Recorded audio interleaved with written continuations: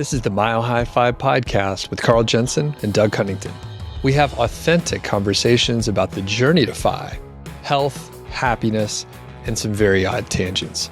We interview Fi experts, side hustlers, people on their way to Fi, and those who have reached the other side. Join us every week, and if you want the show notes and links and all that other stuff, head over to milehighfi.com. Hello, universe. Welcome to the Mile High Fi podcast. My name is Carl Jensen, and I'm here with my co-host. I'm Doug Cunnington. So, Doug, today we're going to do something different. You have interviewed me a couple times in the past, I think, and today I am going to interview you.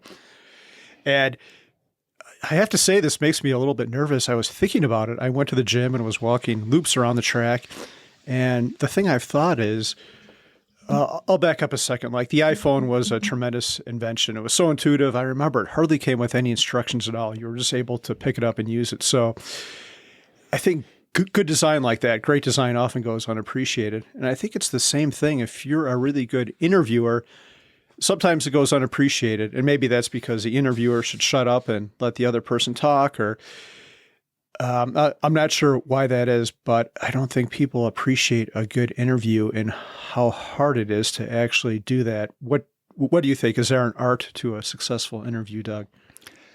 Yeah, for sure. And I have done probably well over 100. I'm not 100% sure how many interviews I've done, but I know some of my earlier ones were kind of a mess, and you have to test things out. And I think I've come to a pretty good spot where I can interview people even if I'm not super prepared. I know some people need to have like everything outlined, but I've gotten to a point where I feel like most of the interviews are pretty good. And part of it, like you said, you don't want to say too much, but you also want to maybe ask a question and then give a little follow-up to give the person a little time to think about it. And you don't always know if they have an answer like right away, while at the same time not being too self-indulgent and talking about yourself the whole time. So definitely a balancing act. And I'm always trying to get better and observe other people when they're interviewing folks too. Yeah.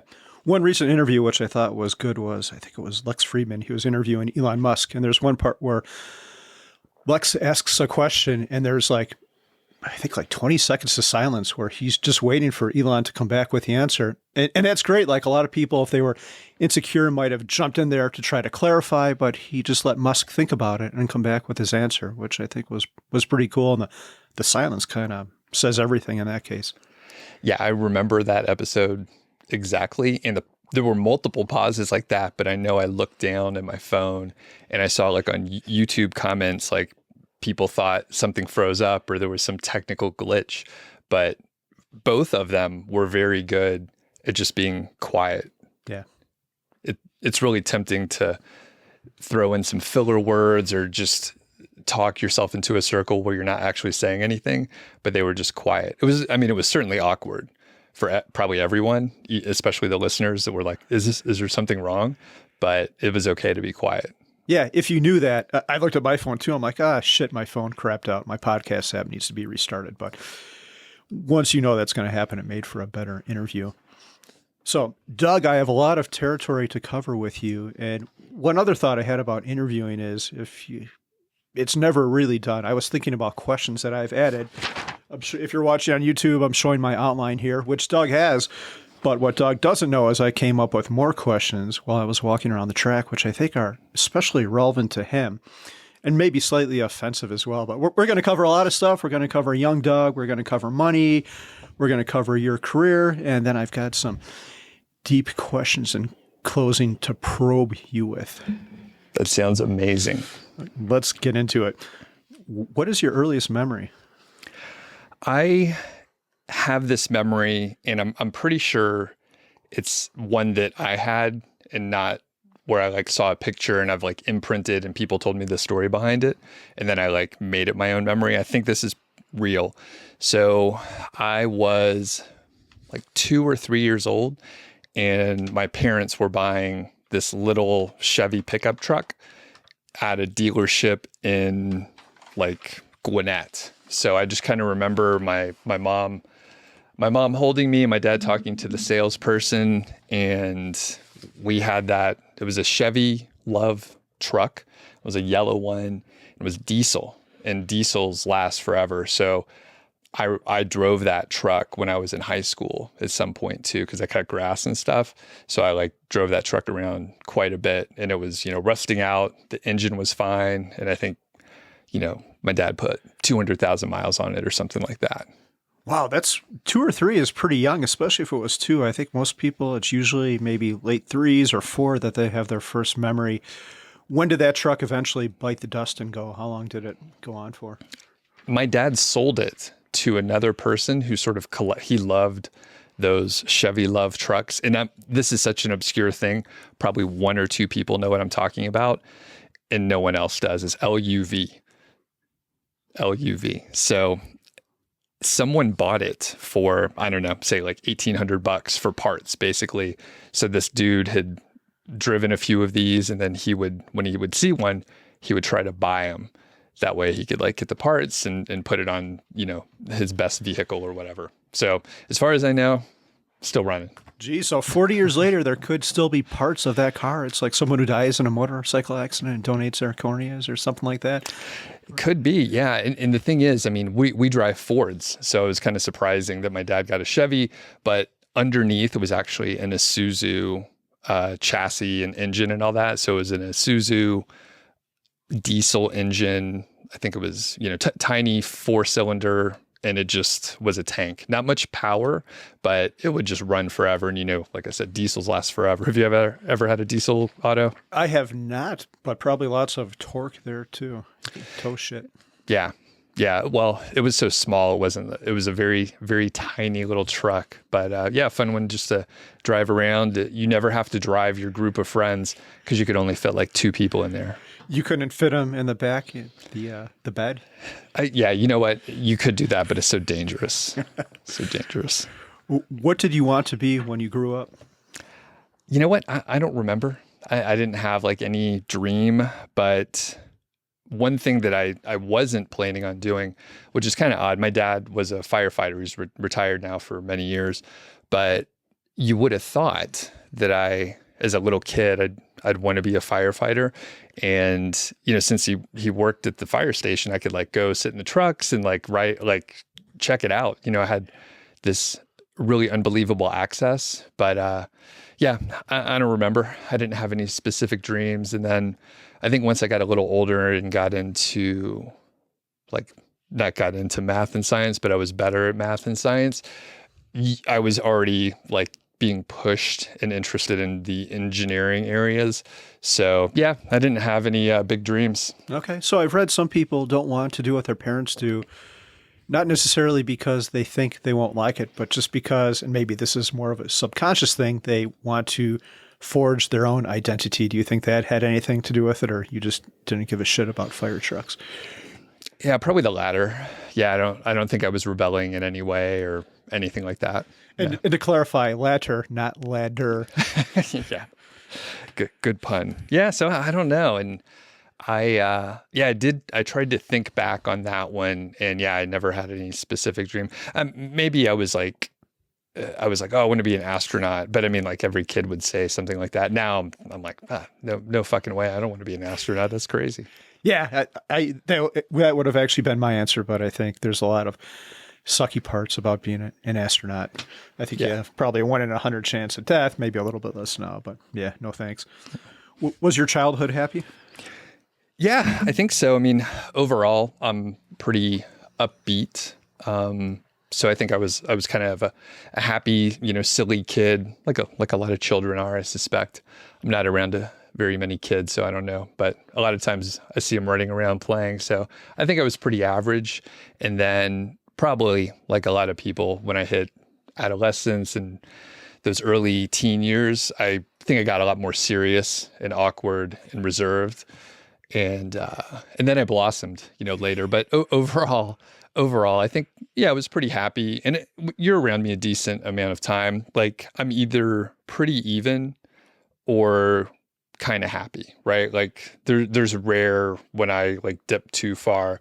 And I think, I'm probably blessed with like good genes and like whatever good hormones that pump my brain full of mostly positive, happy thoughts. Yeah, you are a very steady state. I'm trying to think. When you were talking there, I was trying to think of a time when I've seen you angry, and I've seen you, and I've heard you talk about being angry, like a situation that would make you angry, like being stuck in traffic, or maybe not even angry, just being upset or not in your best place. But when have you been angry in the past month? Like, have you ever like picked up a pint glass and thrown it through the window? No. I know you haven't done that, or shot a TV out like Elvis. Yeah, I'm trying to think. There was a time when I was pretty frustrated, but it was immediately after. Okay, I got it. So we recently recorded an episode about not complaining. As soon as we stopped recording, I was like, Carl, you got to get this. And then I started complaining, and he was like, oh, well, I'll just ignore that one. It was a good quip back at me. But I wasn't truly mad, and I tried to reframe it. And I think I do this often to be a positive thing. So when we moved in, we wanted to have a sink put into the laundry room, like a big laundry sink. So we hired a handyman to do it. They put it in.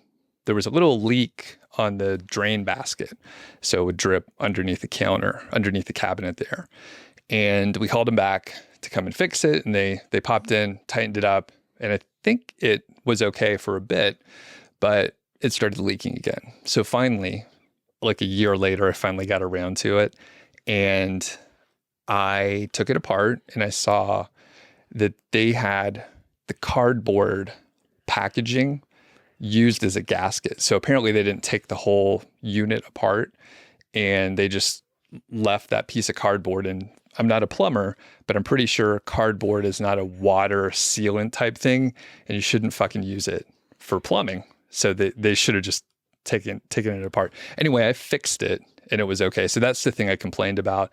And I wasn't truly angry, but I was a little annoyed. And the pro out of it was I did, a little handiwork, which was good. So I just watched a couple YouTube videos, got plumber's putty, fixed the leak, felt accomplished. And I was like, oh, if you call a plumber out, it's probably, these days it's probably $250, even if it takes them 5 minutes. Like if they're coming out, it's probably a little expensive. And then just last night we had a clogged drain. So I had to take apart the assembly underneath and fix that, which is just another side plumbing story. Hopefully I won't have more of these as time goes on. But I will say in my family, we have bad tempers. So I think I did rebel from that. And I still have a bad temper, but it is something that I'm aware of, and I try to stay away from it because up through the lineage, I could think of grandparents and great, bad tempers. Some of I won't mention which one in case I don't think any of my family listens to this, but one of my siblings has a pretty bad temper too. And it's amazing. It's kind of crazy. So I try to keep it tamped down for the most part. Yeah, it's kind of interesting to see what people take from their parents. I remember growing up, a friend was an alcoholic, and he wasn't an alcoholic. His dad was an alcoholic, but then he became one. I don't know if he's even still alive. I think he may have drank himself to death. And you always have a choice when you see bad behavior. You can mimic that behavior, which it seems like a lot of people fall into those traps. You become your parents or whatever your mentor was. But it's also a thing you can learn from if you choose to do that. I saw this. It didn't make me happy. I saw it was toxic. So now I'm going to actively work and not be like that. And that's a good quality to have. And that says something good about you, Doug. Thank you. And I think, it's a struggle to do to, push down the anger and hold it deep inside. That's not what you're supposed to do, I don't think. But there's a small joke, but the other part of childhood to talk about, I have two sisters and I'm a middle child. And I know many middle children sort of relate to other middle children. So I have two sisters and I'm pretty close to them. We never had any big fallouts. I know I meet quite a few people who they don't talk to one sibling or there's one black sheep or anything. We all get along pretty good. we're all fairly responsible and like are still pretty close, even though, they both have kids and they are doing like their own thing. And I think they're a lot more busy than I am. But yeah, we're all still pretty close. And, I think for what it's worth, it was great to have sisters. Like I enjoyed having sisters growing up. Yeah. Do they ever beat you up, or like, do they ever dress you in their clothes? Or there was actually, yeah. I don't know how you knew to ask that, but there was one time where they made me put on a dress. Whoa. How old were you? It was not that long ago. It was like, it was about 2 years ago. Was that a good or bad experience for you? No, it was, I was probably like 12 or something like that. So old enough to know better, but not 40. Interesting. It's a good thing like camera phones weren't around back then. Yeah. They still took pictures of it. And I think they've been destroyed. That's too bad. Yeah. My next question was going to be where I could get a hold of this picture, but well, and they actually turned back up, and I'm the one that got rid of them because I was like, what good comes from this? I mean, we had the luxury of not having camera phones, and now like there's physical evidence of this, now audio evidence of it. So anyway, I destroyed it. There's no pictures, don't worry about it. What was your first job?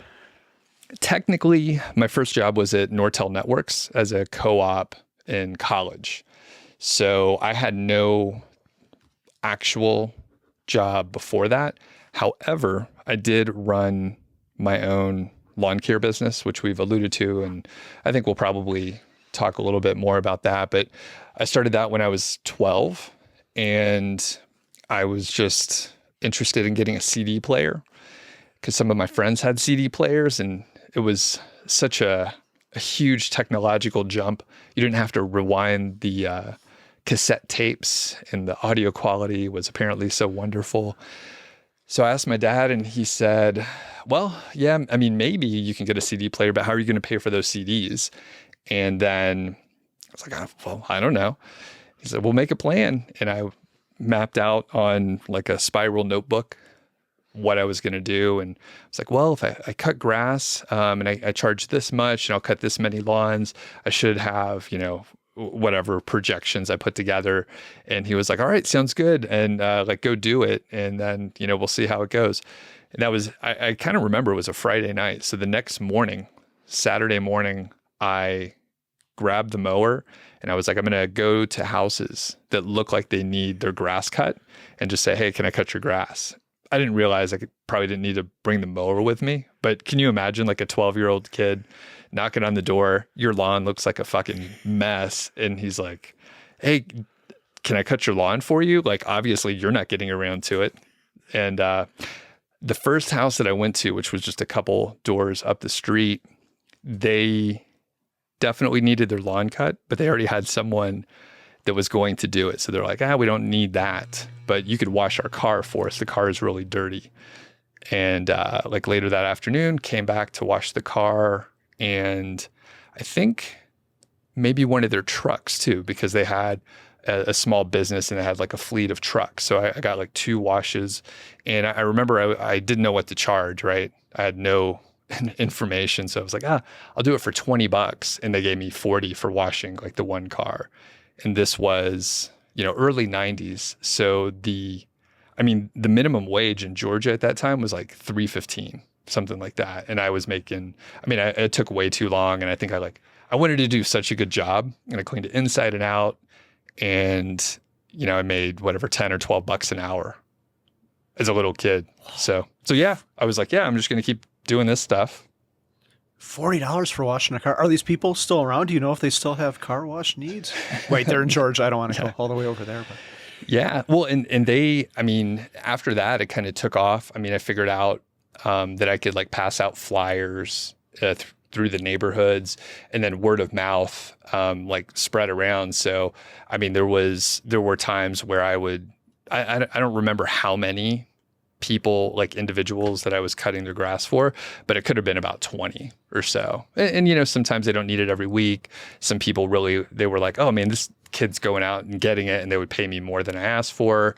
And, over time I developed a better pricing structure, and there were add-ons like weed eating. And I'm like, oh, the fall's coming around. You got all those leaves. Like, do you want me to do your leaves? And I would do that, and cut their hedges, and just like little other stuff that would be related to, lawn and yard maintenance. Okay. Do you remember what the first CD you bought with the proceeds from this business?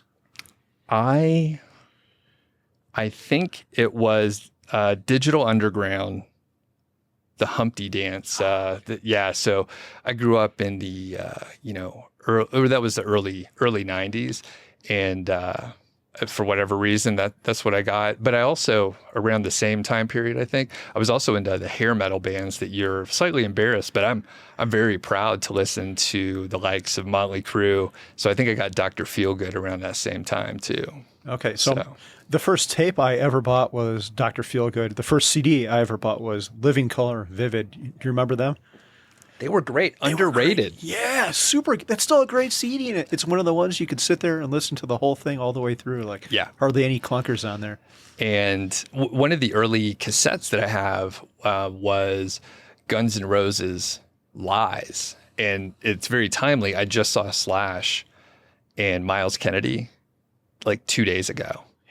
He's amazing. Like, it's absolutely ridiculous what a great guitar player. And the whole band, I mean, just watching musicians play like a 2-hour set is ridiculous. Like, I mean, you've been studying music a little bit when you were taking piano lessons, right? Like, just memorizing like one piece of music is pretty tough. Yeah. And then they have a whole catalog of music, and they just run through like next song, next song, next song. Yeah. And like someone like Slash, where they have a big, Guns N' Roses catalog. He has his own solo music and then new stuff that they're writing. Absolutely amazing. Yeah. So now we're going to take a little side trip here. I know Slash, for the most recent Guns N' Roses tour, was doing the Godfather theme as one of his solos. Did he do any memorable solos like that? Not specific. Not specifically. The one cover that they did was Elton John's Rocket Man, which was pretty good. And there was an extended solo in there too. Actually, I have that on my phone, so I may figure out how to publish that somewhere. But yeah, amazing musicians all around. Yeah, super cool. Let's fast forward a little bit and talk about money. I guess not quite fast forwarding yet, because my next question is about your parents. Do you remember are there any memorable money lessons from your parents? Nothing specific. A lot of it was through example, and generally, we were living well within our means. We were probably middle class, lower middle class-ish. My parents were definitely working class, so firefighter, and then my mom was a nurse. And we certainly didn't feel like we needed anything, and we never felt like, we're not going to have enough food or anything like that. But I always had friends that lived in like the bigger, nicer neighborhoods and had the fancier new cars. And we always had like kind of old beaters and stuff like that.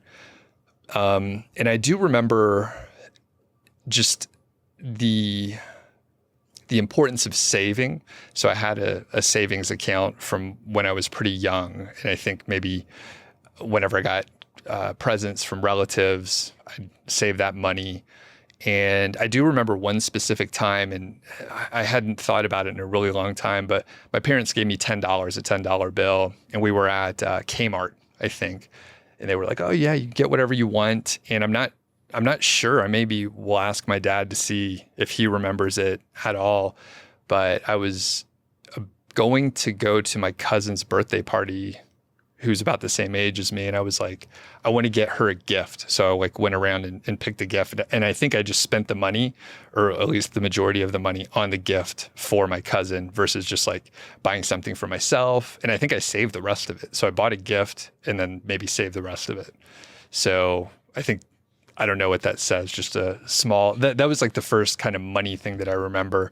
And then also learning from my parents, they would get savings bonds like each maybe month or something. I don't quite remember, but each of us kids had, a stack of some savings bonds, which were pretty popular in the early 80s or so.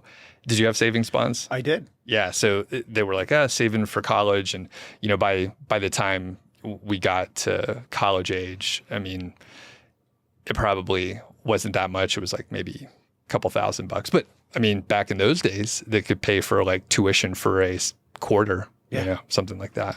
Yeah, so that was a crazy time. I remember some of them, that was the early 80s, like, and some of them were paying like 10% because of inflation and all that, I think. Right. Yeah. I mean, it wasn't as silly as it sounds now, but yeah, savings bonds and it was a thing, and you could earn whatever, like, I think like 5%, even when I was starting to earn a little bit of money from all the cutting of grass.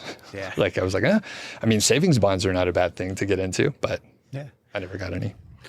Okay, so this next part is going to be choose your own adventure. I'm going to pose 2 questions and you can answer one or both. And the reason I'm doing this is because I kind of hate the first question. It's kind of cliche and shitty, but maybe you've got a really good answer and maybe not. And if not, you can pass on it. So the 2 questions are, what is your biggest money mistake? And the other one is, what do you think most people get wrong or misunderstand about money? Okay. So I have a pretty good mistake, and that was buying a house. So I bought a house in 2005, and all my friends were doing it, and it seemed like a responsible thing to do. And if people don't remember, that was sort of the height of the market before things sort of stalled out and then crashed. So I bought a house and I had a job, and basically I financed the whole thing. Those were very popular mortgages back then. So it was 2 mortgages, but it was kind of a series of mistakes. So the first one was buying the house, because if I just would have stayed at the, crappy apartment that I was at, it was very cheap, and that would have been a great financial move. But again, all my friends were buying homes, and I thought, I like this neighborhood. I'll go for it. I'll rent it out. And I didn't know any of the math behind like rentals and what you might want to consider. I was just like, it should work. I'm going to keep this house for a long time. So that was mistake 1. Mistake 2 is not paying off the second mortgage aggressively. I could have done that. I had one roommate, which paid half of the mortgage cost. And I think I probably, wasted money on like just fun toys or whatever, and probably drinking and going out to eat with the rest of it. And I also could have gotten another roommate. Now it's commonly known as house hacking, and you're a little smarter. And I could have done that. There was actually room there to do it. And we were just out of college. Like, it was pretty fun having a roommate, and everybody just hung out. So that was mistake 2. I could have had, more revenue coming in and paid off more. And then eventually I moved out when I got married, rented it out, and I lost, $200-$300 every single month for a couple years, which eventually I decided, hey, this sucks. I got to figure out something here. And I tried to renegotiate with the mortgage company. Unfortunately, because I was renting it out, it wasn't eligible for any of the bailouts or financial incentives to, help people stay in their homes and stuff like that. So I let it go into a foreclosure, which basically everyone will give you the advice not to do it. And it's very hard to find anyone that said it was a good decision. For me, it was a great decision, but it sort of closed out the series of mistakes in buying that home. And we can go deeper into that, but I mean, I know some people will have ethical issues with not paying off a mortgage, but from where I sat, and I'm kind of perhaps anti-corporate these days, I sit in a weird spot, I think. But I did try to renegotiate, and I was like, hey, I'm completely upside down on this. And the thing that helped me justify letting it go into foreclosure and ignoring the ethical part of it is reading all the closing documents. Have you ever read a full closing document stack of papers? I have not. I suppose I should have. So I read the whole thing, and it turns out there's a process for it. So if I stop paying, here's what happens. And it turns out I agreed to it and signed the paper, and they did too. So I was like, hey, this was the agreement. I tried to work with you. We're going to let this clause play out. So they auctioned the house off at the courthouse, and then They forgave the debt. I had to pay taxes on that. So I got rid of like $150K of debt for like $18,000.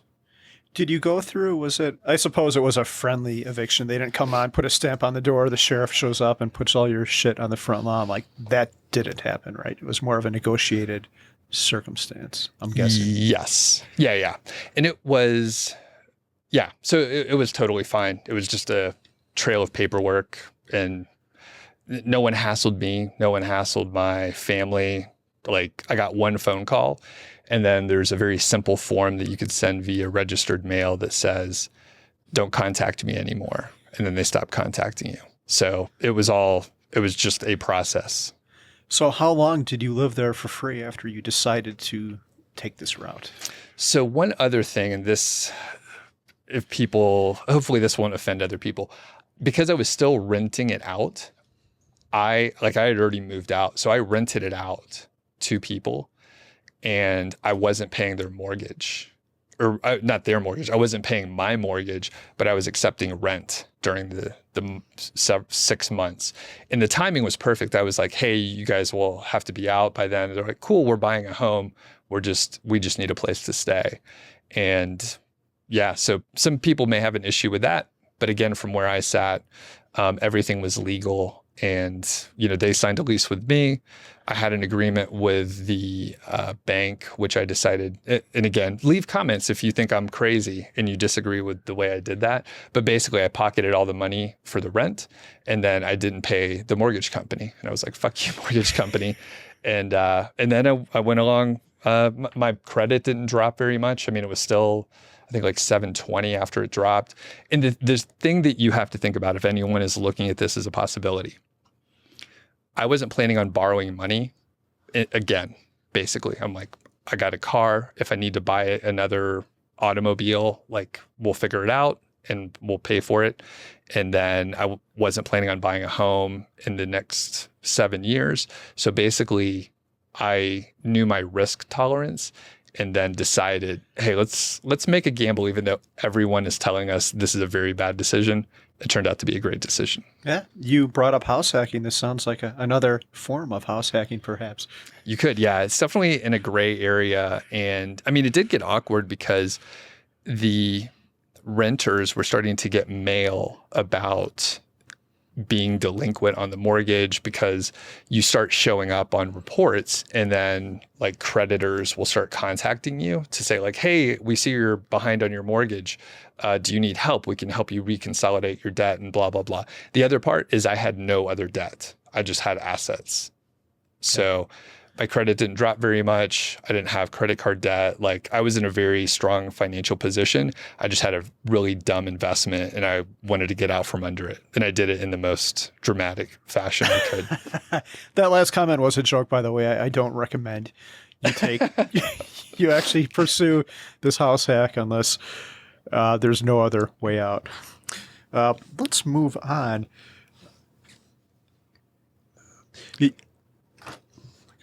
Get my reading glasses here because my eyes suck and I can't even read my own handwriting here. Have you always been a frugal person? And I guess you're not super frugal. The way I've always seen you, Doug, is you spend money on things that matter to you. So you've got these guitars here, and I've got a good follow-up question that's going to relate to the Humpty Dance in a second. But so you spend money where you think it'll bring you joy, like these guitars that are all around us. Do you consider yourself a frugal person? Not really anymore. And this is something interesting, because I used to be very frugal, and my mom's from the Philippines, and she grew up pretty poor, big family, and they just didn't have much. So she was very frugal, and again, my dad's not too flashy either. So we were fairly frugal, and we like a good deal and stuff like that. So I think like I really attached to that, and it was part of my identity for a long time. And then I put myself through college, and poor college student is a phrase and a cliche that we understand. And I hung on to that for a bit.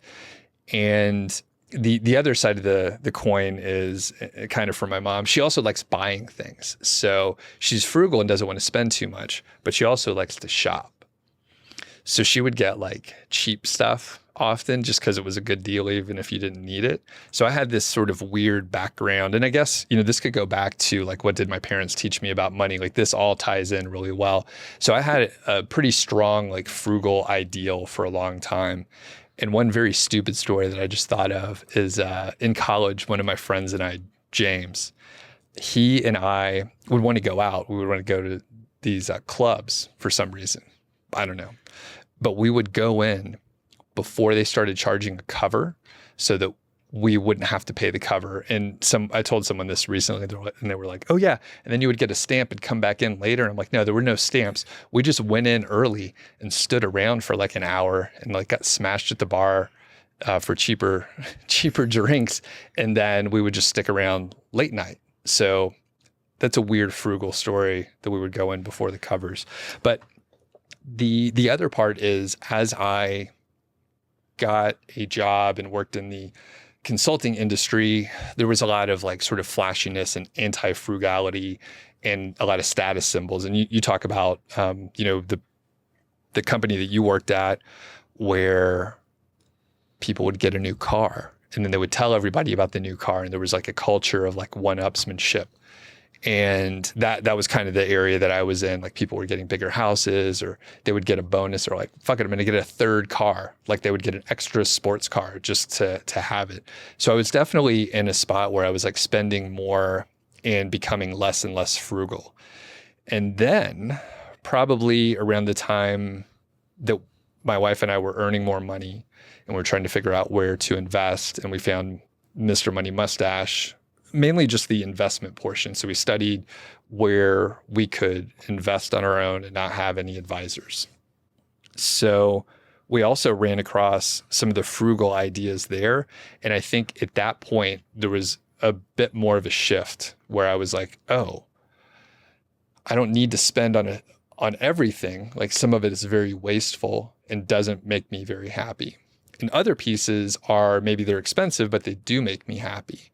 So it's taken a long time. And I think at this point, I'm very comfortable spending like large amounts of money on things that are important to me. And then I will ignore other stuff. And I have no issue with it. And I don't feel as judged as maybe I did in the consulting corporate environment. And maybe it's because of the people that I hang out with, right? So like we have similar values most of the time. Not always, but most of the time someone can understand like, hey, Doug really enjoys these guitars and it's okay. Like he can get a couple guitars. It's not the worst thing in the world.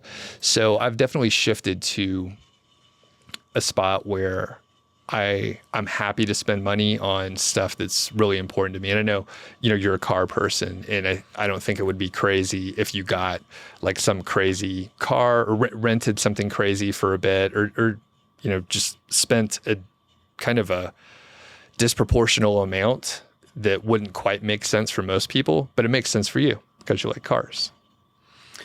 Okay, so now I have a follow-up question. We talked in our New Year's resolution episode, we'll link to that in the show notes, about you doing an open mic night with one of your fancy guitars.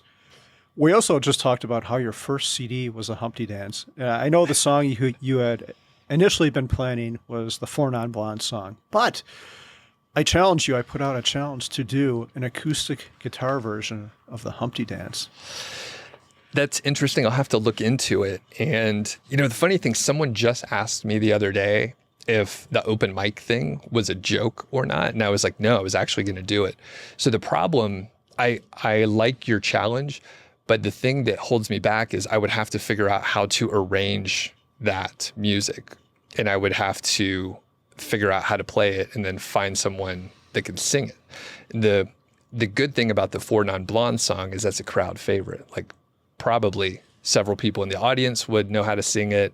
Other people would come in, and it's a very simple chord progression. I'm making excuses, but the other part is you would probably need to have kind of a music background and composition to understand how to take apart that song and transfer it to acoustic. So that's like a big hurdle. So like I potentially would have done an open mic already, but I'm like, oh, I need to do something a little more complicated, but I need to make it very easy. So do you have another suggestion maybe? I do. I've got two suggestions. I think suggestion number one is I'll bet someone has an acoustic version of the song, and I'll bet it's not that complicated. But what would make it work, I remember the vocals of that song were ridiculous. I once got busy in a Burger King bathroom, right? So if you had someone to do the vocals and be kind of a show person, like, that would enhance it, and it would take some of the pressure off you too. And you said the 4 Non Blondes song is our big crowd favorite, and this is probably a little bit, it was a pretty big hit, but I think if you got someone out there who really nailed that aspect of it, I think you would kill it. I think it'd be awesome and hilarious. So, yeah, well, and I feel, like I said, I feel like I deflect those things. It's a good challenge, but it's too much unless you're singing. Yeah, see how it goes. Yeah. It's a little tough, right? I'd consider it. If I thought I could do a good job, I would do it, but I don't know if I could do a good job. Yeah. So yeah, the open mic, it could certainly happen, but I definitely want to make it doable, and it will be stressful to be in front of a crowd. But if it's a song that's simpler, then I could focus on, certain pieces. And it's hard if you do 10 new things at once in front of an audience, really hard. But if I'm just doing one new thing and there's a singer, because I can't sing, I don't have the coordination or the voice, many issues with that. But I just want to, I'm like defending myself, I guess, but I just want to make sure it's not that I don't want to do it. It's just like I want to make it easy to do. Okay. If that makes sense. Yeah, we'll get Matt Giovanici to do the vocals if I can't handle it. So, Doug, do the Humpty Hump. Have you ever got busy in a Burger King bathroom? Or not Burger King, no.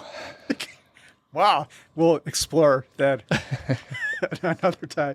Well, one last question before we move on from money. If you inherited like a huge summer, came into a massive sum of money, like 50 million, 100 million, how would your life change? So I'd probably get a couple fun toys initially. That's a tough one. And I had thought about this a few times because we've talked about how money, especially a huge amount. I mean, the implication is you won't run out. Like, you're not going to run out of money. So I probably would get a couple like just crazy guitars that are really expensive, probably some cool vintage stuff that is, 100 years old, something like that. And the other piece is, and I'd be tempted to maybe buy like a piece of property, and this is where I'm stealing ideas from other people, like a nice big cabin where people could come to visit and everything's taken care of. So if I wanted to have like my sister's families come out, just say, hey, yeah, come on out here. We got all the food. You don't have to worry about anything. There's activities and there's other stuff to do. That'd be great. That'd be really fun. But from that aspect, in the short term, I would probably just rent places, because then you don't have to worry about like all the complications. You just show up, and I'm sure you can, with $100 million, you probably can have people stock the refrigerator for you ahead of time and have things taken care of. So I think that'd be pretty fun. And I think we would probably travel a lot more also. And I don't think we would like live in a van, but I think it would be pretty cool to have, kind of a nicer, maybe like a Sprinter van setup where we could maybe stay in some national parks and be pretty comfortable in there, but also it's mobile enough and not huge that we can drive around and feel fairly comfortable. And Georgie, the dog, loves riding in a vehicle, so she would have a blast. Would you stay in your same house? Probably in the short term, but I could see maybe staying here and then like finishing the basement. And then there's a few things that we've talked about where it's like, hey, it'd be cool to have a hot tub or like redesign this portion or whatever. So maybe that would be the case. But yeah, I mean, I'm very comfortable in here. We don't need anything. I mean, this place is actually bigger than what we probably need. So I don't know that we'd like jump out and try to go somewhere else right away. And moving is a pain in the ass. Everybody knows that. One thought I've had around this whole question is, and around the house too, is the house itself isn't really that important. It's the location of the house and who lives around me. I want fun people to spend time with. and I want an interesting place to live. So I think what I do is I'd probably stay in the same house, but then buy like an interesting condo or something in San Diego in a place I love that's no maintenance. It's not going to consume my time. It's easy, that I could share with friends, kind of what you said with a cabin, and be in different places that I really enjoy, but not some epic beach house, just a minimal townhouse with no lawn that I can not visit for 6 months and that nothing's going to go wrong and I don't have to worry about it. So Exactly. And then the other thing, and I may have told you, I can't remember if it was on a show or anything, but I've been watching these acoustic guitar building videos on YouTube, and they have like kits so that you can not have to start from scratch, just like blocks of wood. They have like the guitar cut out and the hole, and basically it's like putting together like a model car or airplane or something.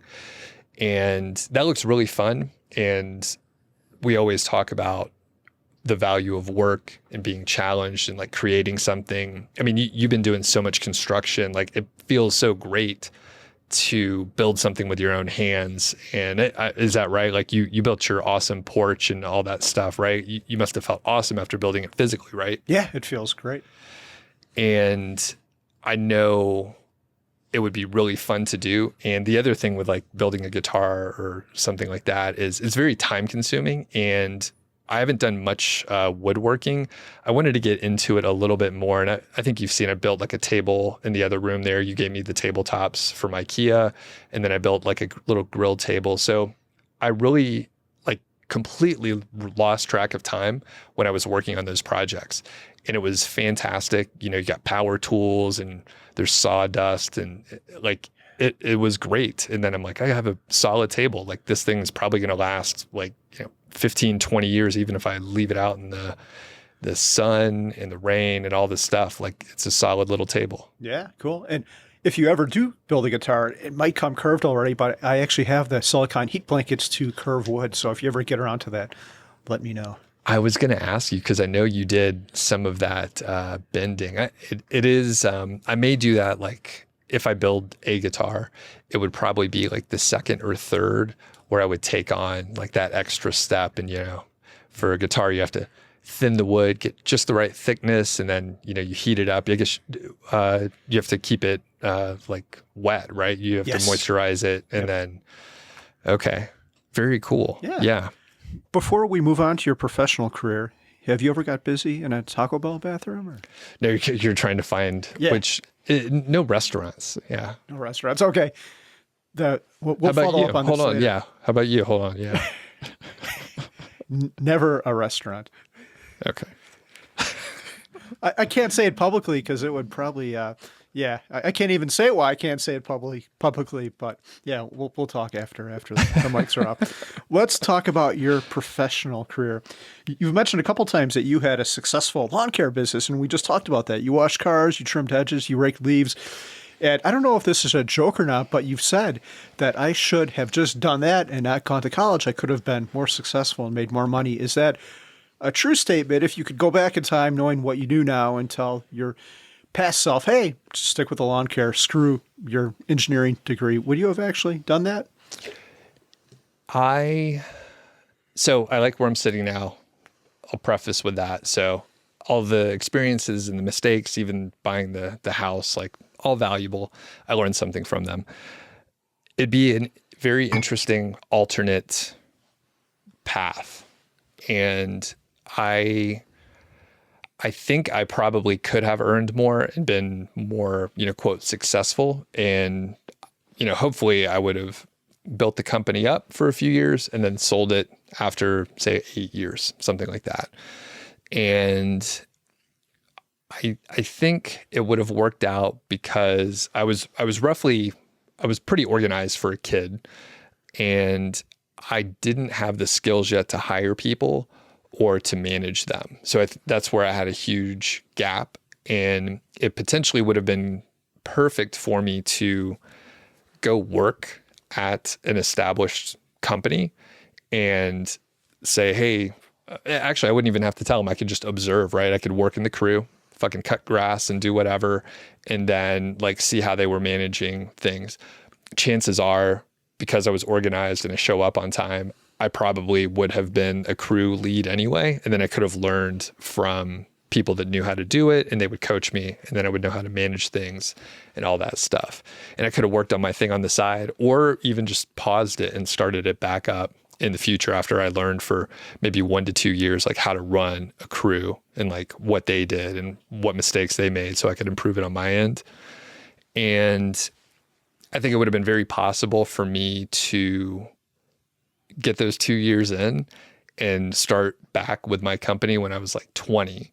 And Atlanta, I believe, is still growing a lot, but this was circa, 1996, 97.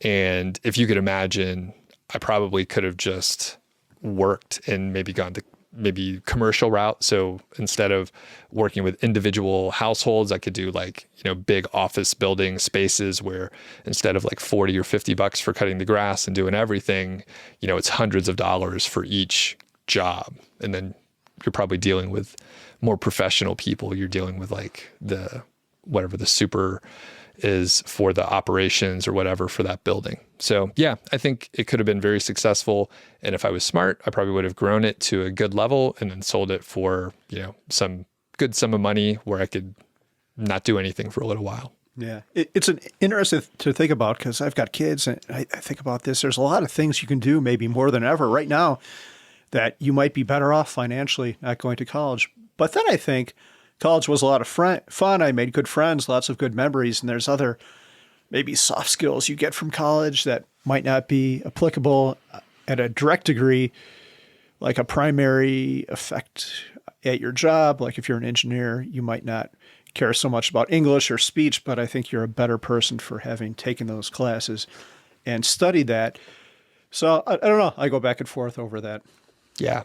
And I think, at this point, I do more communicating and writing and talking, which I did very little of. I did some technical writing in the engineering schooling, but overall, I'm doing a lot more of the communicating. And I think looking back, it would have been great to have maybe an English degree or, something with a lot of focus on writing or communication plus the engineering, because as you know, working in a technical industry and with engineers, some of them fucking suck, right? It's really hard to communicate with them and they don't have the people skills or anything like that.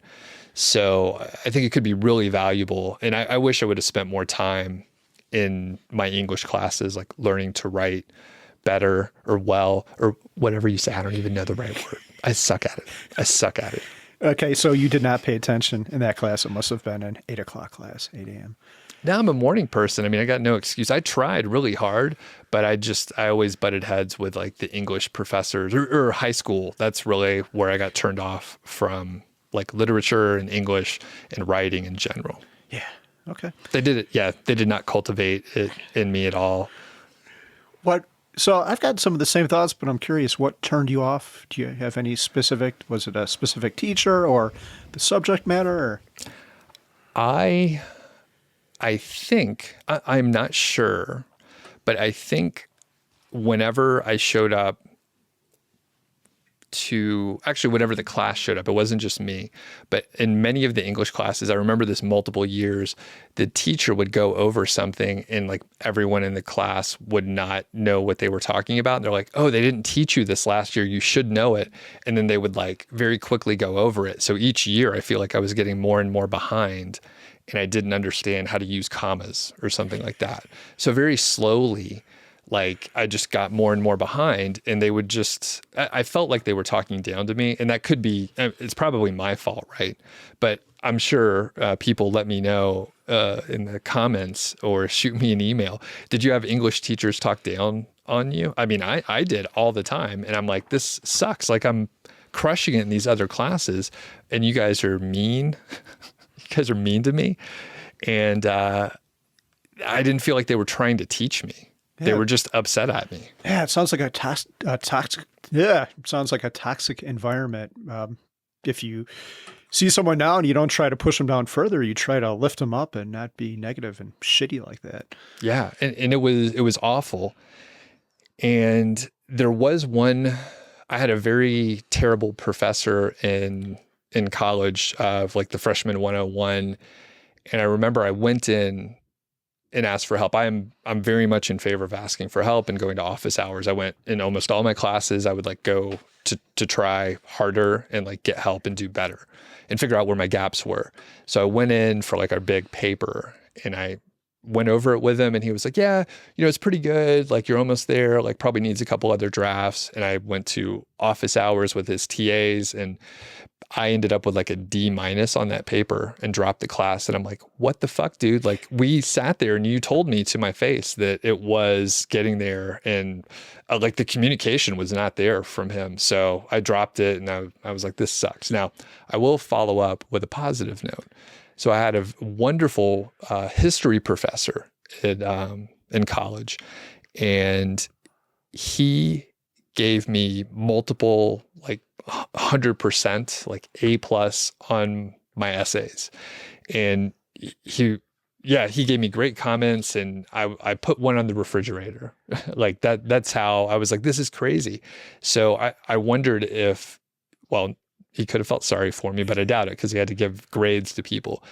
And I think maybe I just wrote in a style that was perhaps simple enough where I could get across my ideas, but it wasn't good enough for like the English department. This is only a couple years apart. It's not like I got better at writing. Like it's pretty much like the same kind of writing. So I don't know what it was, but he appreciated it. And that showed me like, oh, maybe I can communicate well enough, but maybe it doesn't fit for the English department.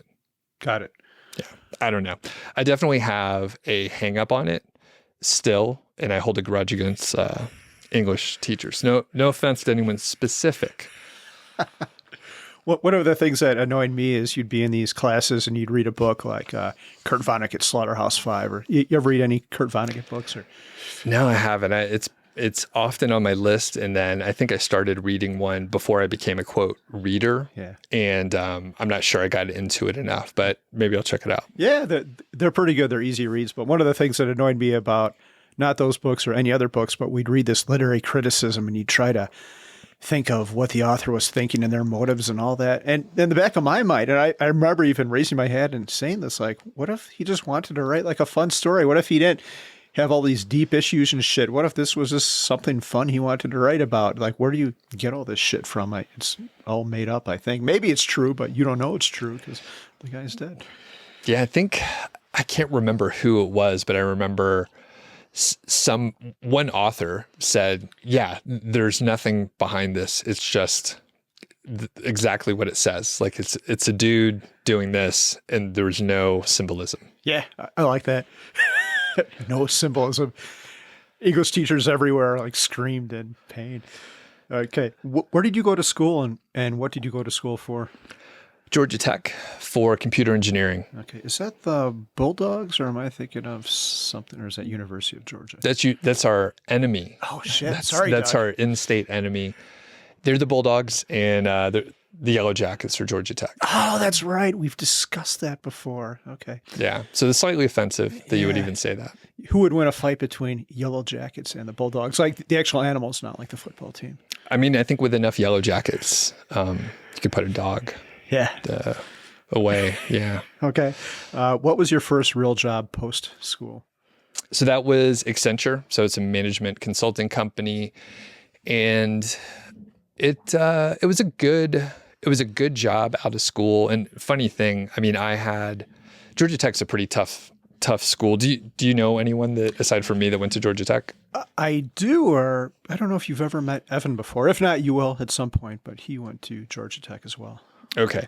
It's a good engineering school and has a good reputation from what I understand, especially for technical and engineering type disciplines. And I did okay. Like I know I seem extremely smart and intelligent. I'm okay. I work really hard. Like I said, for all my classes, I went to office hours. I had studied, like I tried really hard and did okay. There's a lot of people at Georgia Tech or, the higher tier schools that, they fucking crush it. They're getting 4.0s, hardly studying. And that was not me. I was studying all the time.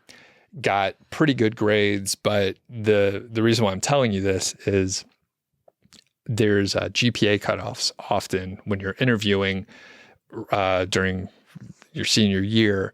And my GPA in Georgia Tech is a tough school, so companies don't necessarily adjust their GPA requirements. So if they're like, hey, you need to have like a 3.75 to interview, they didn't consider that it was a harder school. So I would not have been able to interview with Accenture because my GPA was too low. It wasn't great. It was like 3.2 or something like that. It was fine, but not the top tier that a fine company like Accenture would want. So I was not going to be interviewing with them, and out of school, I didn't have a job lined up.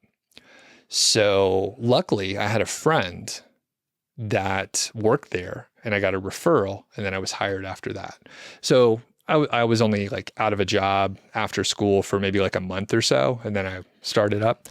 But it was a tough environment. I talk bad about the consulting world all the time, probably in this conversation already, but I learned a ton, and there are very smart people that work there, very ambitious, which is a double-edged sword. So they can pull you up a little bit, but also it's like super competitive, and it's a tough environment to work in for some people. Some people really love it, but I did develop fantastic skills. A lot of the people skills I think I learned in those jobs when you're showing up, and maybe most of the people you're working with at the client don't want you to be there, and you have to ask them about their job and what they do. Again, just like Office Space. Like, so what do you do around here? So you take the paper to the engineer, and it's like, no, the secretary does, right? It's Office Space for people that don't know. And I learned a lot about organization and running projects and like executing. And then I got burned out after like 2 years and went to a competitor. So it was good overall, but I don't think I could do it again. And it's a very interesting, business model overall too, because they hired me like out of school. I don't know a fucking thing, right? And then they send us off to run projects or be, worker bees on projects. And again, like I said, I don't know. They teach me stuff like when you start a project. So, I mean, you could be productive. And after a couple of years, I was competent. But early on, and like all the people that they're hiring, there's always like some people that don't know what they're doing, like me. Did you go I thought they had a course, a friend worked for them too, and they sent him to someplace, I think it was in Illinois, where you went for like a 8-week boot camp thing. Did you have to go through anything like that, or? Yeah, St. Charles, Illinois. That's it. Yeah, St. Charles. Yep. It's a big party. Yeah. Okay. So when I got there, it was like 2 weeks of like orientation, 2 to 4 weeks of orientation. So there's a bunch of other people starting with you. Most of us are like right out of school. There's a handful of, other people that are starting and they're going through, and then they send you off. I think, early on, within the first year, you go to St. Charles for, 4 to 8 weeks. I can't remember. It was a good chunk of time. And then you work on small projects and go through more education there. And it's, big party. I mean, it's like, you work hard and you play hard, right? That cliche. But most people are starting off, they're in their 20s. And we just got our jobs, and we feel like we're really important because the company's flying us around and we're working on projects and we think we're really cool. So yeah, it's like summer camp for people in their 20s, and we're all like indoctrinated in sort of the same ideas. It's a blast. Did he have fun? He did. You talk about going down to Chicago every day and all kinds of crazy stories that are probably inappropriate. But what year was that you were there? 2005, something like that. 2004, 2005. Yeah, this amuses me because I lived in Geneva at that time. So, which is the next town from St. Charles, and I thought I knew you from somewhere, and now I know. Well, there was a place that, like a club that you go out to, and I think we would like rent vans or limos, or I think we probably rented limos to go out there. Cadillac Ranch. Have you ever heard of that? No. Okay, we'll have to look it up. I'm pretty sure it was called Cadillac Ranch, and it was just like I think it was like a Western bar club kind of place. And yeah, like on the weekends or whatever, you would go out there and yeah. Huh. Interesting. Put your cowboy hat on it. Yeah. Or not. So I want to describe a scenario for you and then ask a question. Let's say your wife, Elizabeth, takes you to her company Christmas party and you're talking to a bunch of strangers. And what do we ask as Americans? I don't know if this is a thing in other people's countries or not, but here we identify ourselves with our jobs. So what do you do? How do you answer that question? I have a couple podcasts and a YouTube channel. So that's what I would answer. And occasionally, I mean, because people know podcasting now, which it's only been really in the last couple of years where you could say that and most people will understand what you're talking about.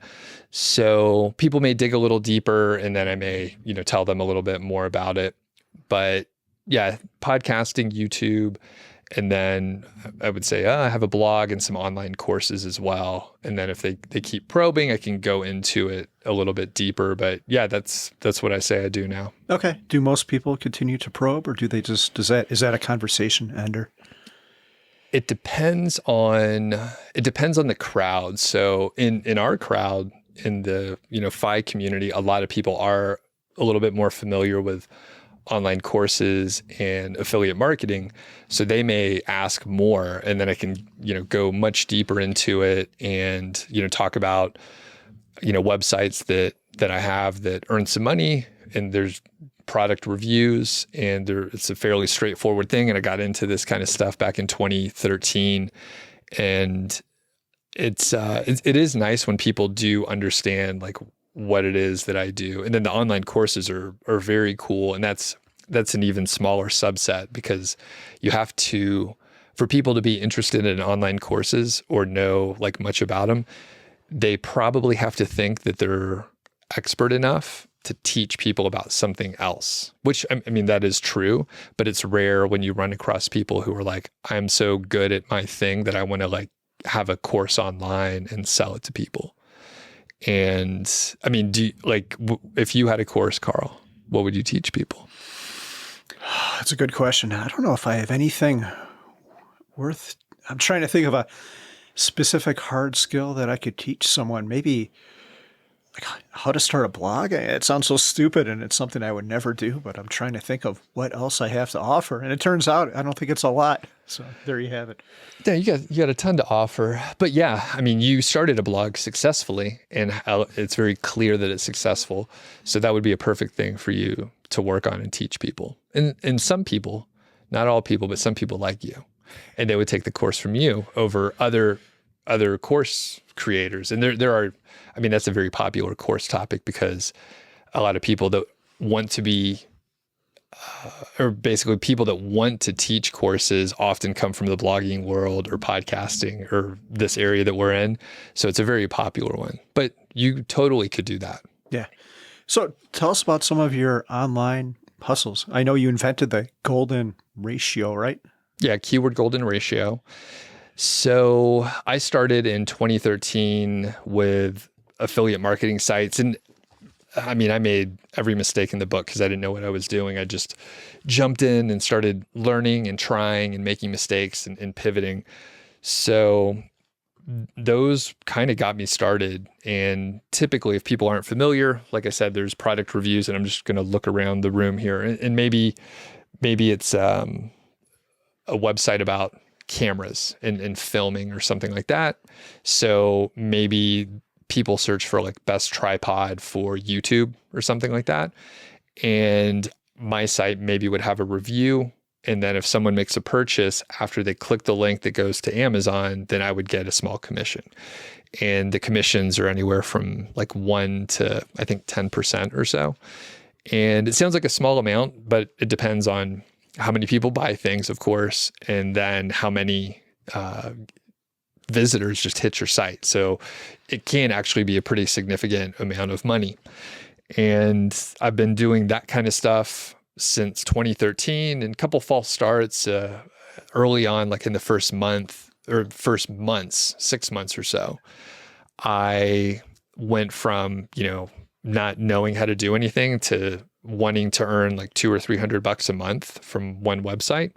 And then within the first 6 months, I had a site that earned like 6,000 in 1 month. And I was like, I'm a genius. I could quit my job. And then, like I said, there were a few false starts. So the revenue went down on that site through another set of circumstances all around SEO. So I had a lot of skills around SEO as well, as I've made mistakes and learned from those. And then the other part is the online courses, which at the beginning, for some reason, I was like, I want to have a blog and I want to have products. And it slowed my progress in everywhere, right? So I was working on two things at once in parallel. I was working on the websites and I was working on courses and blogging.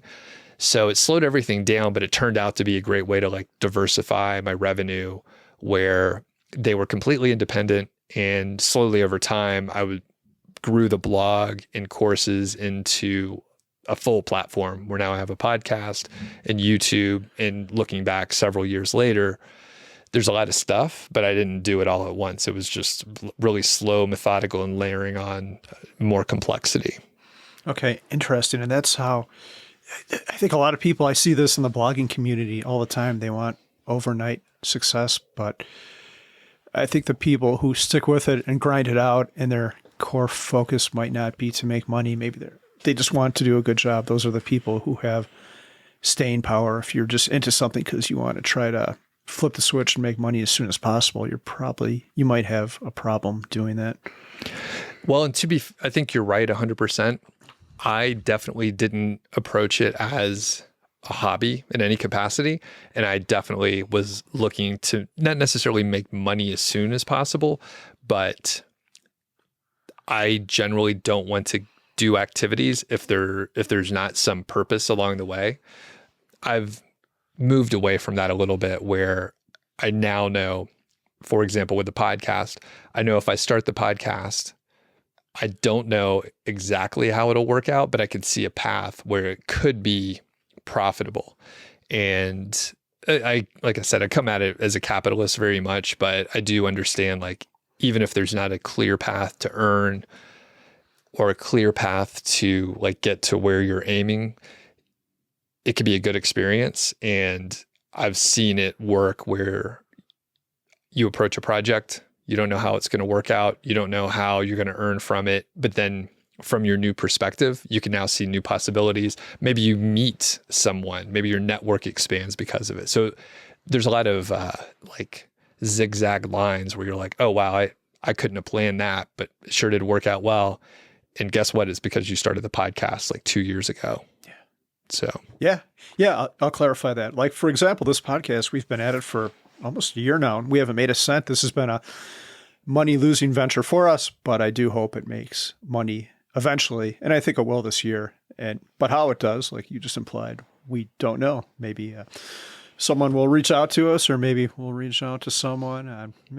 Yeah, I don't know. And one thing that we haven't talked about, which we can table for later, but I think they want to hear about it, is a donation model or some sort of Patreon model, so we don't have to hawk goods or whatever.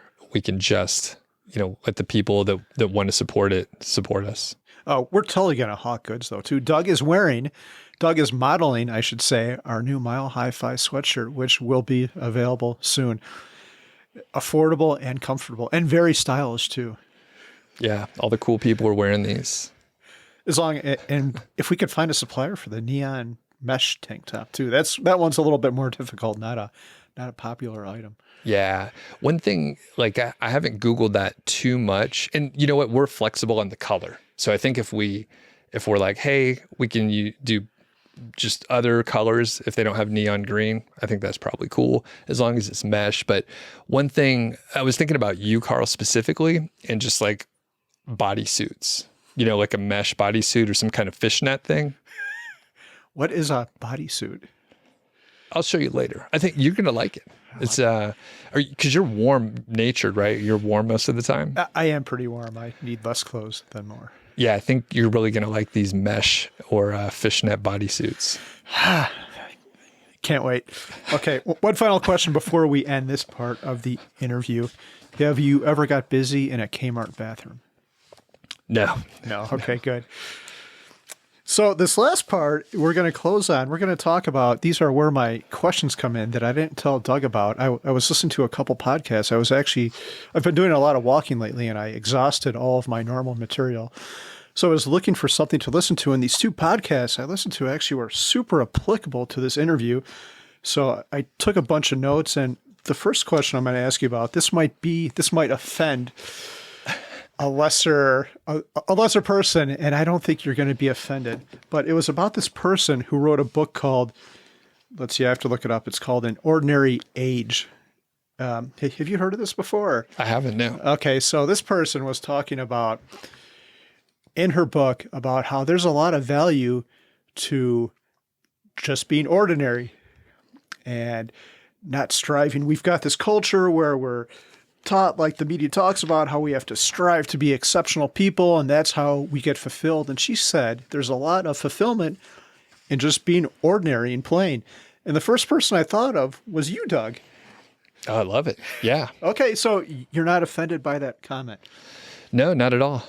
No. Okay. Yeah, and when I think of you, I guess and part of this question is to try to reconcile my own issues, because I think I do have more of an ego than you, and it's kind of toxic. You're not volunteering to go up on stage and talk to 500 people and shit like that. I think you're more comfortable in your own skin, and maybe not. I don't know if you have any big goals in life. I would suspect if I asked you that question, like, do you, and what do you think about this whole topic? I don't have any big goals, and it's interesting because I'm now in sort of an entrepreneurship community and like growing businesses and stuff like that. So some of my peers are thinking, hey, how can I grow a 9 or 10 figure business? And that has a very low, like I would not even want to do that.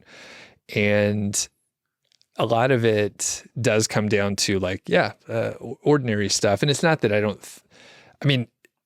was going to say, it's not that I don't think that I could do it, right? But it doesn't even matter. Like maybe I can't do it. Who cares, right? Like it doesn't really matter. And as far as the ordinary piece, I know, we all want to be special little snowflakes, and maybe we're going to be able to do something really lasting or have a legacy, right? I hear people talk about the legacy they want to leave. I don't have kids, so it's easier for me to say, and maybe I don't have as much responsibility, but yeah, just being comfortable with what you're doing is very comfortable, to be redundant. And I think there's always someone a little better than you, a little faster than you, smarter, like pick an adjective, right? There's someone better than you. And if they're not around yet, well, they're probably going to be around soon. So it's a very easy way to just you could talk yourself into not trying stuff. And I don't want people to take that away, because I do like a challenge, and there's just certain things that I like to get into. And what I am now realizing is it's usually something where I am the competition. The enemy is within. And I really liked half marathons, sort of endurance sports. I'm not going to win the fucking race, right? The best I can do is maybe beat my best time so far, or show up for training every day and like do what I'm supposed to so that I could accomplish that challenging thing. But it's just me. Like I'm only competing against myself. Or, playing guitar, I'm taking lessons and I'm not practicing enough. I'll tell you that right now, but I need to practice more. But I'm probably not going to play in front of anyone, except maybe an open mic's coming up soon. But overall, I'm just competing against myself. It's just me, and there's very low pressure. So the other piece of that is a lot of times it's a very long-term vision, a long-term goal. So training for a half marathon or some distance thing, you can't train for that in one weekend and cram it in. It takes a long time and consistency. And I'm very good at showing up over and over again. Same deal with a podcast. So my other show has like some 350 shows, something like that. I have been publishing 2 per week for 3 years or something like that. So I'm good at showing up. Not all of them are great, but I show up every single week and I can be very consistent. So, but being ordinary, that's cool. Most people are ordinary. Oh, I think there's a ton of great information in there. I think most people's main enemy is their ego, and I think how that manifests themselves is competition with others. But like you just said, and this came up in the 4,000 Weeks book, he talks about Steve Jobs, who was a momentous individual, but the point he makes in the book is like in a couple hundred years, people will know who Steve Jobs is, but he's going to fade and no one will give a shit eventually. So even these huge people who we have no hope of ever accomplishing anything close to, it's their long term, it doesn't mean anything. We're all it's kind of sad, but it's also liberating to acknowledge that we're not shit. Our lives don't mean anything. So that might be kind of sad if you have an ego. Oh shit, I'm going to die. No one's going to remember me. But it also liberates you, right? I should just find happiness in myself. And if I'm going to compete with anyone, it should be to make myself the best person I can be relative to myself and no one else. Yeah. Yeah, we're all very insignificant. And if people aren't familiar with that book, we are actually going to do an episode on that sometime soon. 4,000 weeks, which is roughly 76 some odd years, how long we can hope to live. Some people are going to live a little bit longer than that. But yeah, we're insignificant, man. What is one beautiful thing you have noticed in the past week or month?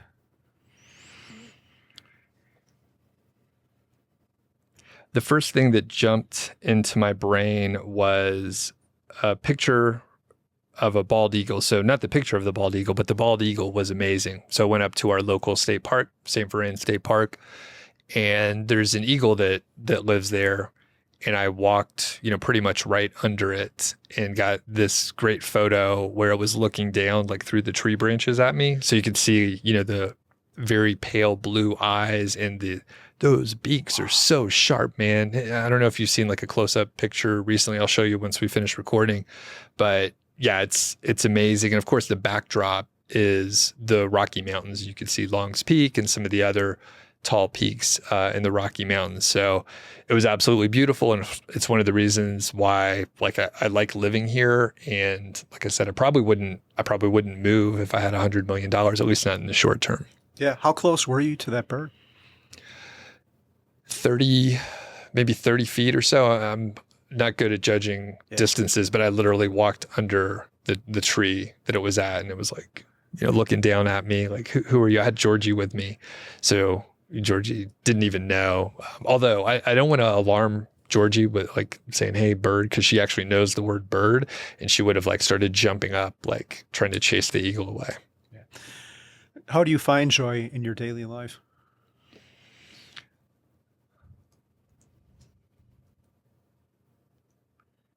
I'm trying to do a long 20-second Elon pause here. That is, I'm going to ramble on here. I really, it's in small things. So I love like my regular routine. And Carl, I wish you were a coffee drinker because I can make a nice pour over. And in the morning, I really enjoy like heating up the water, grinding the beans, and slowly, taking 10 minutes to pour over the water. So that's pretty awesome. And then, little things like walking around, like this morning, I walked Georgie for, a couple miles out in the snow. It was like 7 degrees, right? It should be miserable, but she had a blast and I had a nice time. No podcast this morning. I just walked and just listened and walked around and saw some hawks and some red-winged blackbirds and some other stuff, like just in our neighborhood here.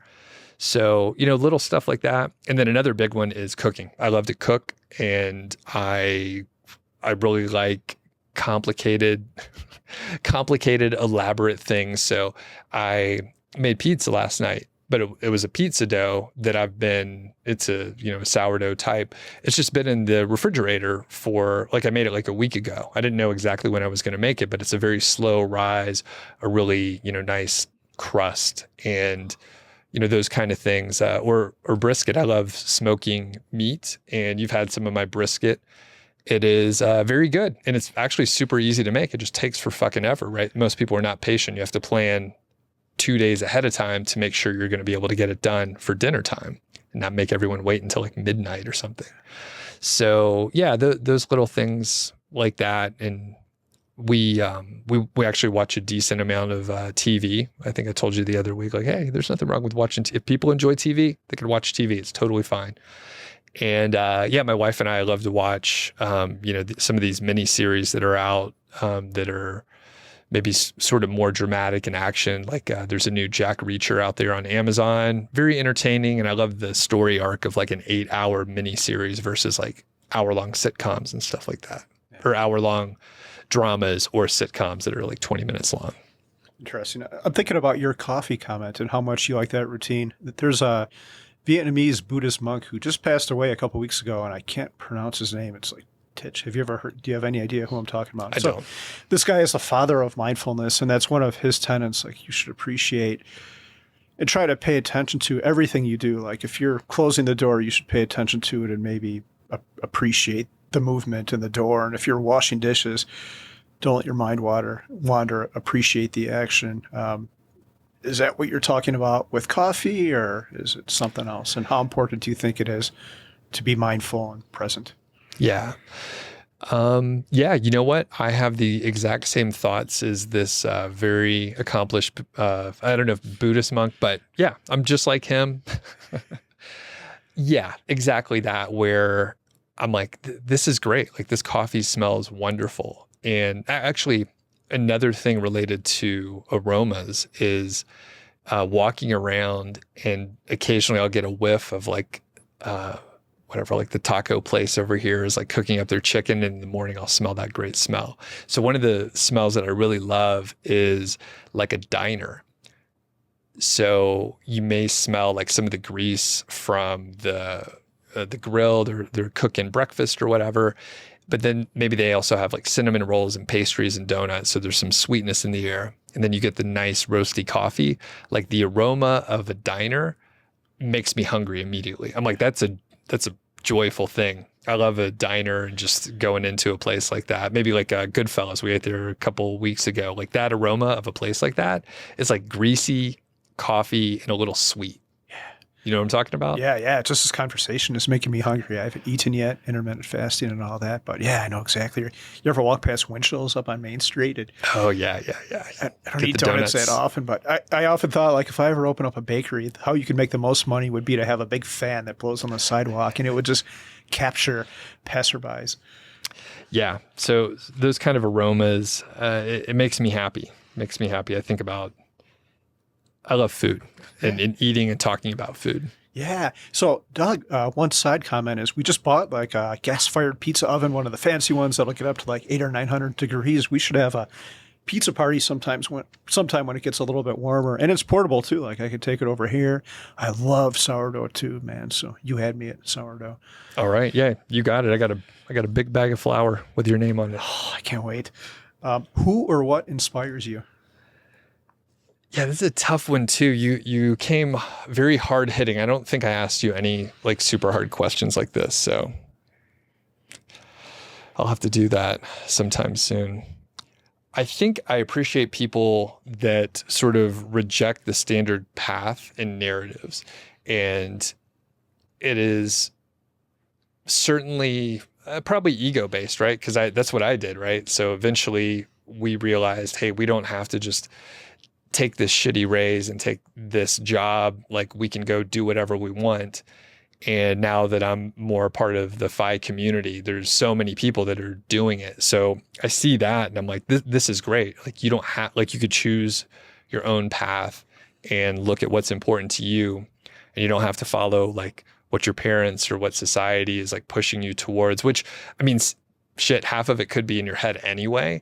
But like, if you're liberated from that and you're picking what you want to do, then that's fantastic.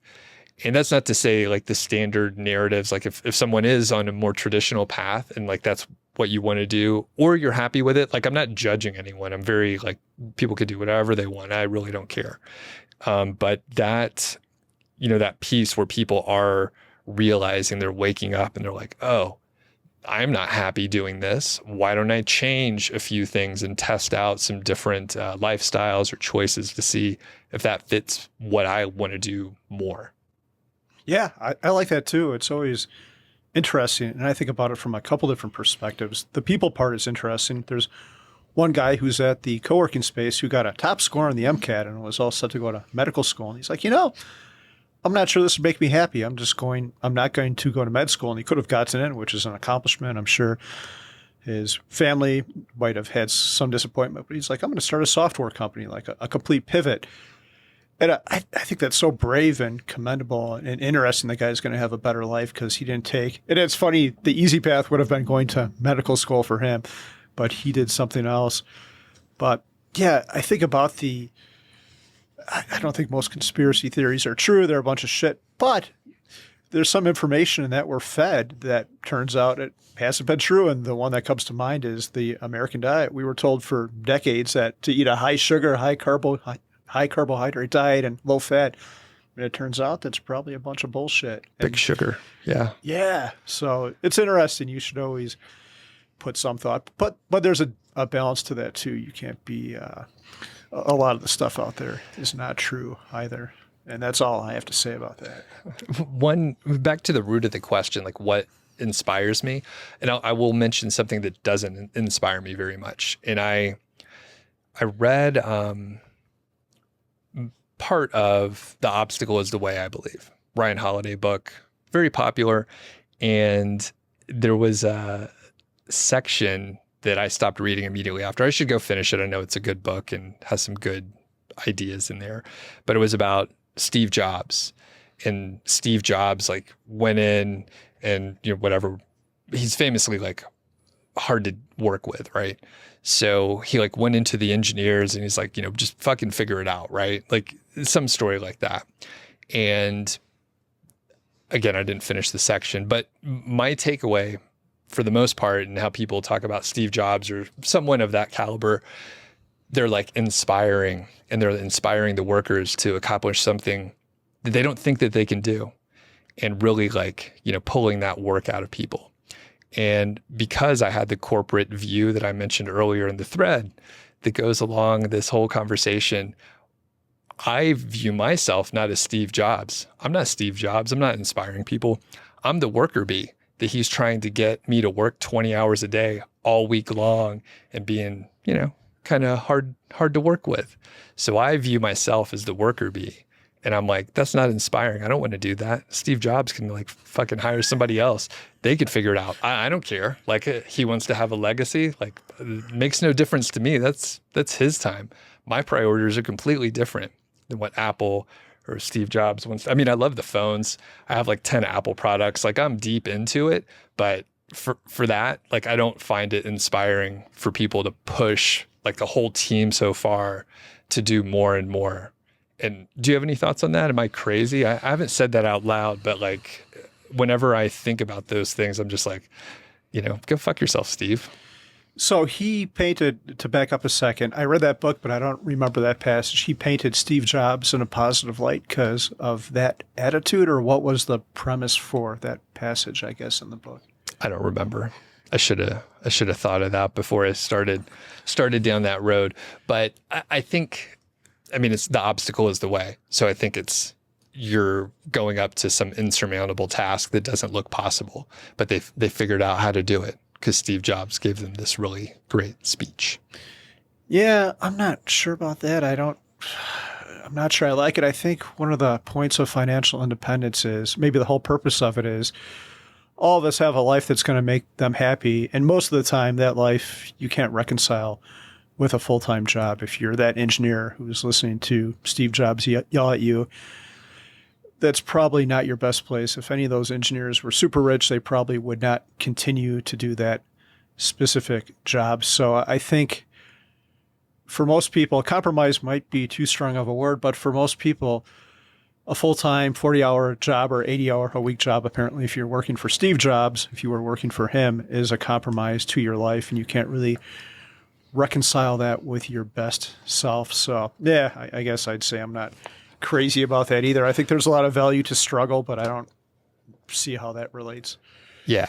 Well, the good news is I was not smart enough or qualified to ever work at Apple. So this never came up. And fortunately, no problem. So that's cool. I'm glad we got the phones out of the whole deal. Yeah, I know. It's super great. Think of all that. I think the phones, didn't Lex Friedman talk about that? It was the Lex Friedman, Tim Urban podcast. They were talking about phones and yeah. Yeah. That's a deeper thing. We can't even get into that. So, No, yeah, I was going to say like that kind of stuff doesn't inspire me too much. The ordinary ideas, that inspires me more. And it's a lot more relatable to a lot more people. How many Steve Jobs are out there? Like basically 3, 4. I mean, there's almost none, right? Like it's so unrelatable. Yeah. And maybe his superpower, like we praise him, but maybe his superpower was just that he was a confident asshole. So he was confident in his vision and he knew how to beat people down to get that vision. Like a lot of people credit him with the invention of the iPhone, and he wanted a phone, but the form factor that came out was not his specific idea. He had people, I think it was Scott Forstall, who eventually designed the phone and eventually got fired from Apple, actually, who came up with the way the phone was going to look with the touch screen and absence of physical buttons and all that shit. So Steve Jobs, you can go far in life from just being a tremendous asshole. Yeah. I don't recommend it. Or just be ordinary. Everyone just try to be ordinary. Yeah. So this next question, I think, is not a good one, and I think it's kind of toxic. I'm going to read it and maybe ask you to comment on it, but I don't expect you to answer it unless you do already have a really good answer for it. And the question is, what does a successful life look like to you? And the reason I don't like it, because I think maybe asking this question is asking people to pump their ego. Like, what do you hope you're going to accomplish in life and all that stuff we just talked about 10 minutes ago. So I would suspect a successful life for you is maybe being unsuccessful. That's too strong, but you see where I'm going there. Yeah. So I do have an answer for this, and I think it addresses your concern with the question. I think it's accomplishing what you're aiming to do, and then maybe slowly adding things to learn so that you continually challenge yourself, layer things on, and not being too busy. And also maybe not being too lazy. So, this Goldilocks range of busyness, because if you're sitting around too much, that could be a little hard to deal with. And I think it's easy for people to see other folks from the outside and then say, oh, they're successful because they're great. They have a profitable business, or they're a great lawyer or whatever.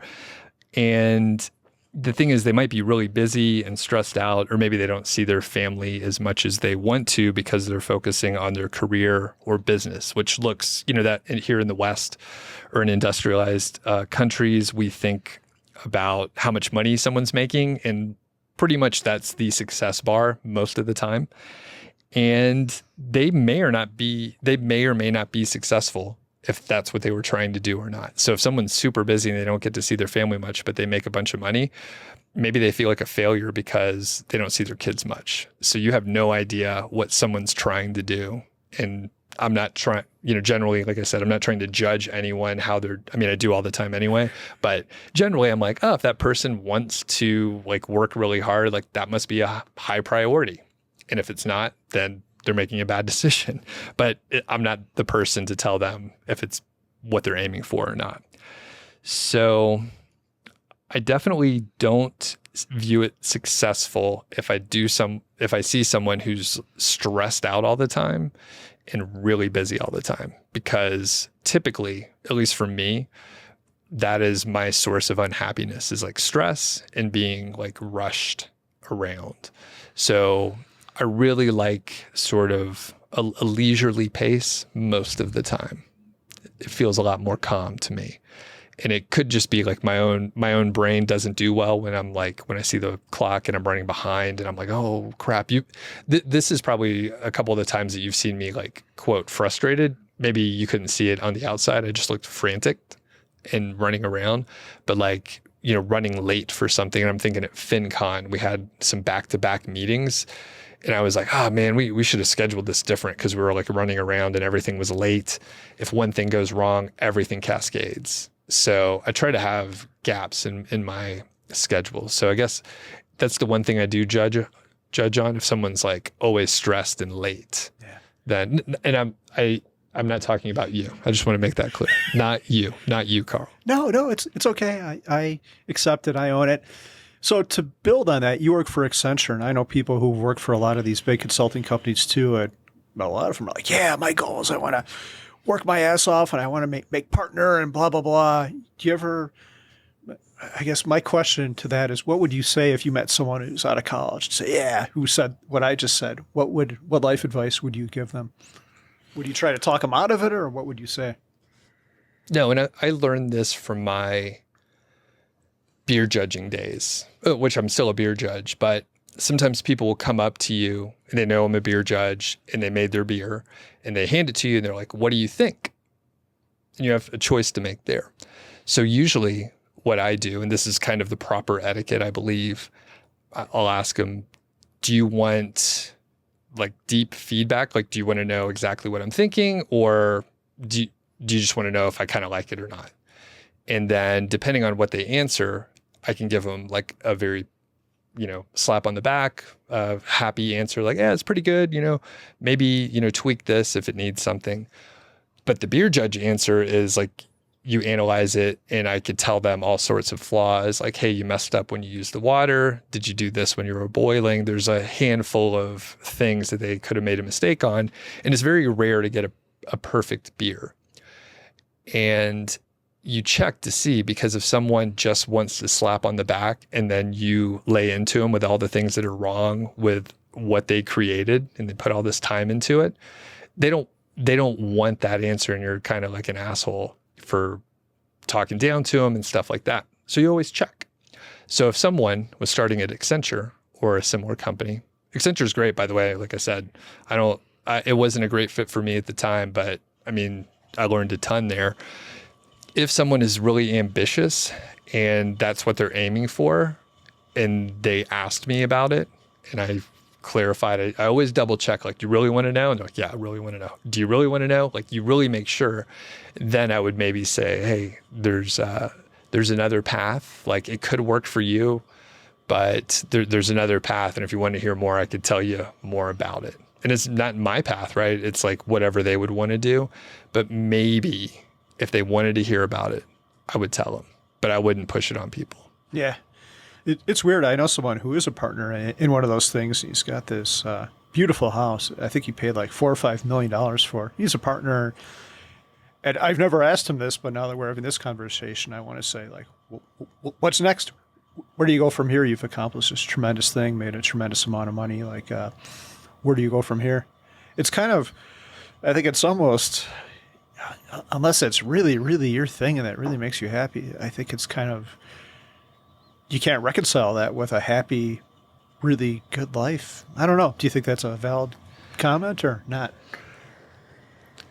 I think it goes back to when people identify too much with their job. So if that person was like, yeah, I accomplished that, now I want to move on to something else. And unfortunately, a lot of times when they move on to something else, and I've seen this a couple times, but I'm no expert. I've been out of that world for a long time. They start their own boutique consulting company, and then they cut out some fat. They're running their own company, but it's still doing the same shit. And that could be fine if they love it. But I mean, the work that consultants awfully do, I don't know how anyone could, like, it just gets boring like anything else, right? They're just doing the same thing over and over, system implementation, software, like blah, blah, blah. It's like all the same shit. And, arguing about the color of the fucking bars in a chart in the presentation, right? I mean, if you're into that's cool. It's a little weird, but most people would probably, like I said, maybe want to learn something new, or maybe like they want to chase that dream of being like a painter that they didn't pursue because they were busy like traveling and working on their career. So I think it'd be great if they like went back and like learned something new. But a lot of times, I mean, I don't know. Yeah. I don't know where you go from there. If you're like, hey, I'm going to start my own consulting company and then do more of the same thing, which is fine. But again, I don't view consulting as like the same sort of like, mastery of another art form. Maybe it is, but it's not like guitar building or creating music or something like that. Yeah. Cool. Let's end with your favorite question. What is your perfect day? I have a few formats, and I think there could be even more, but I'll tell you three. One of them is a long hike day, and that's, getting up early and hitting the trail. One great day that I had, you and I actually started the hike together. It was my Long's Peak day, and you joined me for like 4 or 5 hours or so, and then I went the rest of the way to Summit. But that was great. That was super fun. We actually didn't even plan on meeting together. And I mean, I like solo hiking quite a bit, but hiking with people is fun as well. We had great conversation, and it never felt, labored or anything like that, which is good since we do a podcast together. And after the hike, it's great to have a burger and a beer, or pizza and beer, or something like that. And it's better to do that with people. So that would be a fantastic day. Another one is a work day. I mean, I do like to be productive, and many of our, fortunately, many of our podcasting days turn out to be something that fit into it. So today is probably going to be pretty close to awesome. I walked Georgie. I was outside. Weather was good, little cold, little crisp. We're doing some work right now when we're recording. And then I'll probably do a light workout later, and then going to hang out with some friends, Amberly and Vivi, later on this evening, say hello. And then we're actually going to a comedy show, Nate Bargatze. So, I mean, today is going to be pretty awesome. Like, get a little work done, little leisure stuff, kind of a cool event to go to, and it's going to be really fun. And then the last one I'll throw in is a vacation day. So I'm not on vacation a ton, but a lot of the components are the same from the other things that I enjoy. So walking, getting out there and just being in the open air, and hopefully some sunshine, something like that. And then maybe some local adventures, depending on where it's at. We are probably going to go to Hawaii. We haven't been in a very long time, over a decade. So, some place like that, it'd be great to, hit the trail again, but it would be completely different than hiking here in the Front Range of Colorado. So after that, maybe grab some food, maybe get I'm thinking of Hawaii still. So are you still hungry, right? I am. I'm very hungry, and you're not helping right now, Doug. One thing that we love so much was just the poke bowls and sushi and just fresh seafood that you can get in Hawaii. So yeah, so that sounds really good. And then maybe, throw some beer in there too. Some kind of, Kona brewing, like the Longboard Lager or something like that. Yeah, nice. Anything else? No, that's it. Cool. Well, thank you so much, Doug. This was pretty cool. I learned something. I've got lots of notes here and some new thoughts.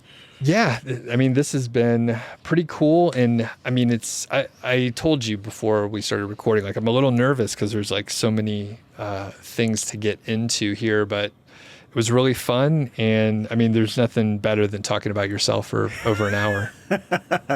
Love it. Thank you. Thanks for listening to the show. That was the Mile High Fi podcast, and I'm Doug Cunnington, the balder host, and Carl Jensen is the cool, sexy one.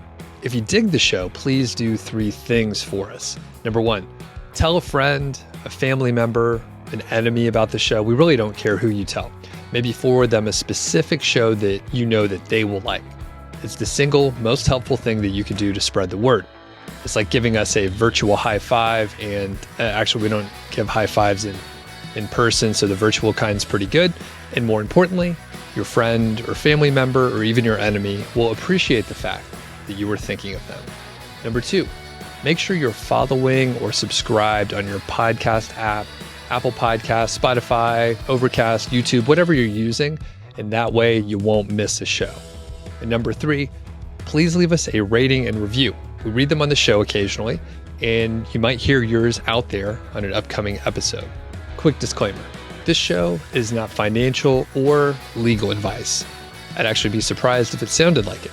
It's really just for entertainment, and that's at least what we're hoping for. But seriously, get advice from professionals. Carl and I are just 2 guys with microphones that sit in my basement and talk. So we'll catch y'all next week.